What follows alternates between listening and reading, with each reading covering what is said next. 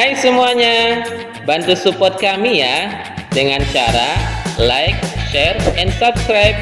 Dan jangan lupa tekan tombol notifikasinya ya, agar kamu bisa update video-video selanjutnya. Bismillahirrahmanirrahim. Assalamualaikum warahmatullahi wabarakatuh. Apa kabar anak-anak kelas 5 SD Tia Syukriyah? Semoga selalu sehat dan selalu ada dalam lindungan Allah Subhanahu wa taala. Alhamdulillah, sekarang anak-anak ustazah sudah berada di kelas 5.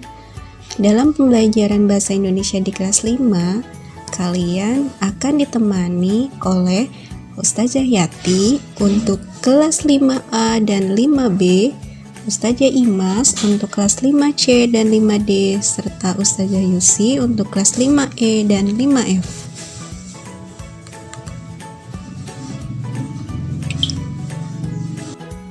Pada pertemuan kali ini, tema yang akan kita bahas yaitu tema 1, organ gerak hewan dan manusia, dengan materi bahasa Indonesia yaitu tentang ide pokok.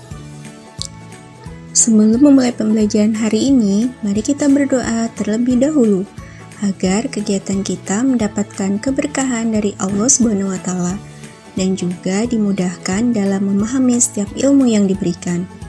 Bismillahirrahmanirrahim. Rabbi zidni ilman warzuqni fahman waj'alni minas solihin. Artinya, ya Allah, tambahkanlah aku ilmu, serta berilah aku kemampuan untuk memahaminya, serta jadikanlah aku termasuk golongan dari hamba-Mu yang soleh. Pada materi kali ini, kompetensi dasar yang harus kalian capai adalah 3.1 menentukan pokok pikiran dalam teks lisan dan tulis. 4.1 menyajikan hasil identifikasi pokok pikiran dalam tertulis dan lisan secara lisan, tulis, dan visual.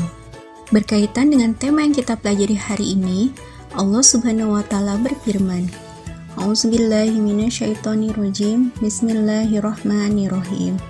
Wallahu khalaqa kulla dabbatin mim ma'i faminhum man yamshi 'ala batni wa minhum man yamshi 'ala rijlayn wa minhum man yamshi 'ala arba'i ya'lakullahu ma yasha innallaha 'ala kulli syai'in qadir. Shadaqallahul azim.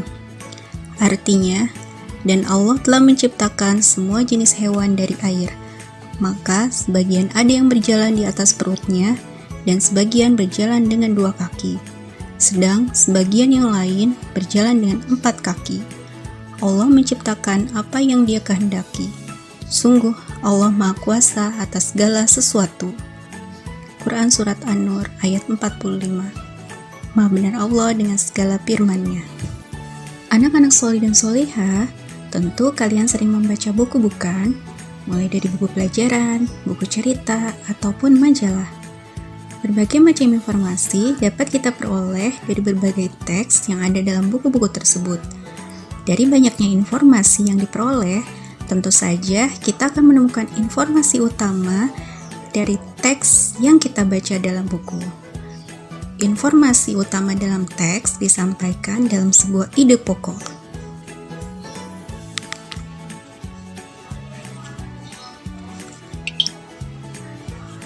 Seperti yang sudah disampaikan di awal, materi kali ini adalah tentang ide pokok. Apakah ide pokok itu?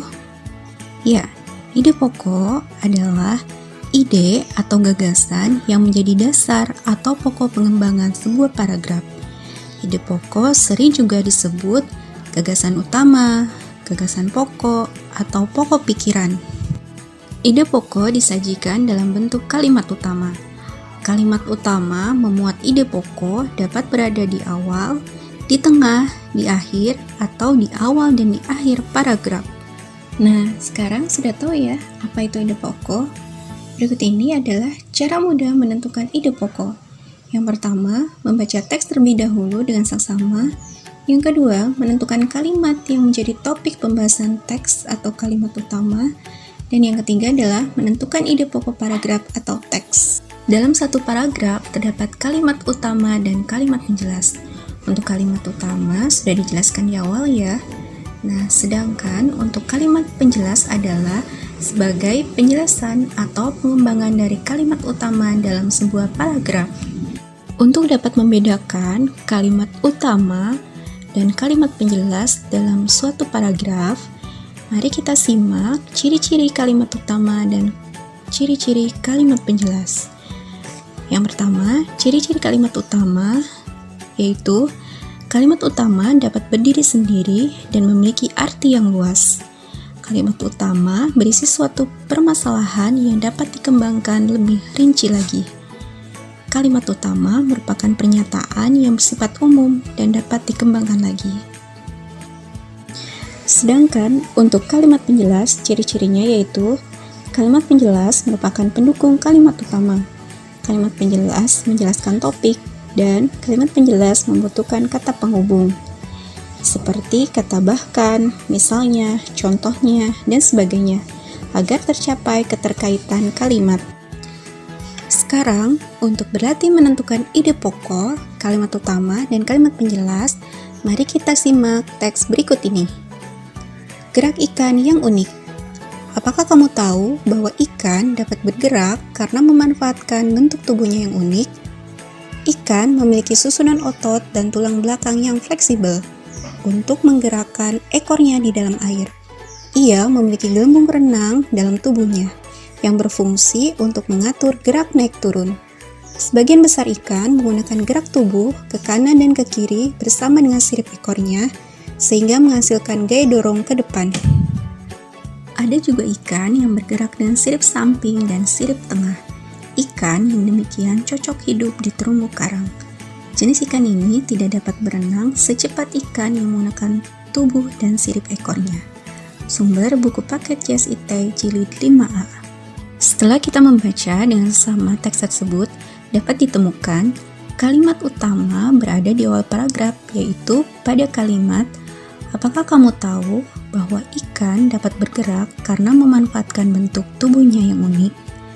Dari kalimat utama tersebut, dapat kita tentukan bahwa ide pokoknya adalah ikan dapat bergerak karena memanfaatkan bentuk tubuhnya yang unik.